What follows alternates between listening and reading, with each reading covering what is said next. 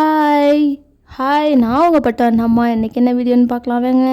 Simple dish தாங்க. இன்றைக்கி என்ன சமையல் அப்படின்னா தக்காளி தொக்கு வந்து தோசைக்கு இன்றைக்கி ஒரு ஐடியா. சரி, எப்போயுமே சாம்பார் சட்னி அப்படி தானே சாப்பிட்றோம். சரி, தக்காளி தொக்கு இந்த டைம் வச்சு சாப்பிட்லாமே அப்படின்ட்டு நான் என்ன பண்ணிட்டேன், தேவையான வெங்காயம் தக்காளி எடுத்துக்கிட்டாங்க. நாங்கள் ஒரு வேலைக்கு தாங்க, அதனால் என்ன பண்ணுறோம், 3 தக்காளி எடுத்துக்கிட்டேன், மீடியம் சைஸ் தக்காளி. அதே மாதிரி 3 ஆனியனும் மீடியம் சைஸ் தான், ஈக்குவலாக இருக்கக்கூடாது. கொஞ்சம் ஆனியன் கொஞ்சம் கம்மியாக, ஏன்னா தக்காளி தான் அதிகமாக இருக்கும். ஏன்னா இது பேர் என்ன, தக்காளி தொக்கு, அப்போ தக்காளி தானே அதிகமாக இருக்கணும். தக்காளி கொஞ்சம் அதிகமாக இருக்கணும். தக்காளி மீடியம் சைஸ் தக்காளி 3 தக்காளி, அதுக்கப்புறம் ஆனியன், அப்புறம் பூண்டு வந்து ஒரு 5-6 பல் பூண்டு எல்லாத்தையும் கட் பண்ணி எடுத்து வச்சாச்சா. அதுக்கப்புறம் கடாயில் ஒரு பாத்திரத்தை வச்சுட்டு எண்ணெய் ஊற்றிட்டு ஹோல் ஸ்பைசஸ் போட்டுக்கிறோங்க.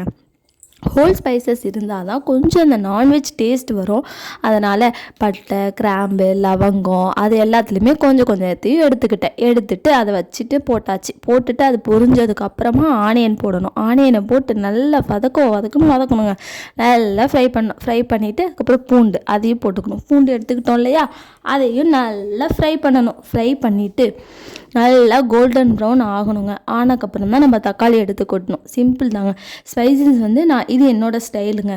நான் இது மாதிரி சிம்பிளாக நாங்கள் ஒரு வேலைக்கு இது மாதிரி தான் செஞ்சு சாப்பிடுவோம். தேவையான அளவு சால்ட் போட்டுட்டு நல்லா ஃப்ரை பண்ணிவிட்டு நல்லா அதுக்கப்புறம் சால்ட்டு நல்லா கரெக்டாக அளவாக போடணுங்க. உப்பு இல்லா பண்டம் குப்பையிலே அப்படின்னு சொல்லுவாங்க. எதாக இருந்தாலும் அளவாக தாங்க போடணும். அளவாக கரெக்டாக போடணுங்க. கரெக்டாக போட்டால் தான் நல்லாயிருக்கும். நல்லா கொஞ்சம் கம்மியாக இருந்தாலும் சாப்பிட முடியாது, அதிகமாக இருந்தாலும் அந்த வேஸ்ட்டு. அதையும் நம்ம குப்பைக்கு தான் போடுவோங்க. ஸோ கரெக்டாக போடணுங்க. அதுக்கப்புறம் நல்லா கோல்டன் ப்ரௌன் ஆகிடுச்சு. ஆனதுக்கப்புறமா நீங்கள் அந்த தக்காளி எடுத்தீங்களா, தக்காளியை எடுத்து போட்டு நல்லா ஃப்ரை பண்ணி நல்லா அது குழஞ்சி அந்த ஸ்டேஜில் வர வரையும் கொஞ்சம் வெயிட் பண்ணணுங்க. தேவையான அளவு மஞ்சத்தூள், அப்புறம் கொஞ்சம் மிளகாத்தூள். உப்பு முன்னாடியே போட்டுட்டோம் இல்லையா, அதனால் மஞ்சத்தூள், கொஞ்சம் மிளகாத்தூள். இது வந்து கருவேப்பிலை வந்து மறந்துட்டேன், ஸோ முன்னாடியே போடுவேன்.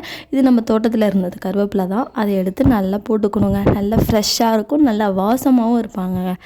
அதுக்கப்புறம் கொஞ்சம் தேவையான அளவு தண்ணி ஊற்றிட்டு மூடி போட்டு நல்லா கொதிக்க வைக்கணும். கொதிக்க வச்சா நல்லா அந்த குழஞ்சி அந்த செமி சாலிடாக வரும் பாருங்கள். அந்த மாதிரி வந்தால் தான் டேஸ்ட் அல்டிமேட்டாக இருக்குங்க.